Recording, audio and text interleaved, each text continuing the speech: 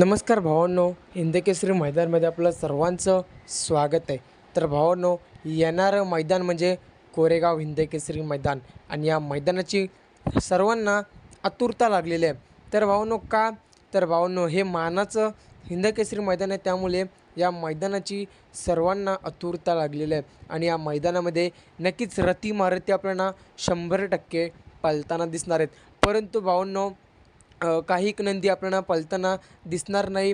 ते कोणकोणती नंदी आहेत तेच तुम्हाला मी या व्हिडिओच्या माध्यमातून सांगणार आहे. तर नक्कीच जर तुम्ही आपल्या चॅनलला नवीन असाल तर चॅनलला सबस्क्राईब करून या व्हिडिओला लाईक करायला विसरू नका.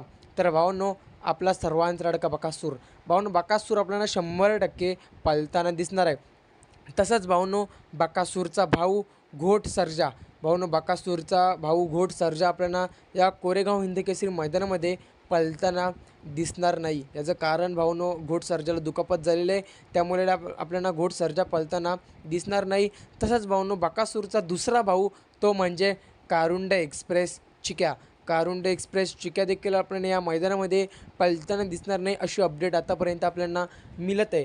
अजून एक भावांनो, तो म्हणजेच द्वारलीकरांचा हरण्या, मान भारत केसरी हरण्या देखील पळताना दिसणार नाही. तर याचं कारण काय? तर भावांनो, मागील मैदानामध्ये म्हणजेच मागील कोरेगाव हिंदकेसरी मैदानामध्ये हरण्यावर अन्याय झाला होता, त्यामुळे हरण्या देखील या मैदानामध्ये पळताना दिसणार नाही. असे 3 टॉपचे नंदी आहेत जे या मैदानामध्ये पळताना दिसणार नाही. नक्कीच आपल्याला आतुरता लागलेली आहे कोरेगाव हिंदकेसरी मैदानाची. तर सर्वांना कोरेगाव हिंदकेसरी मैदानासाठी शुभेच्छा. धन्यवाद.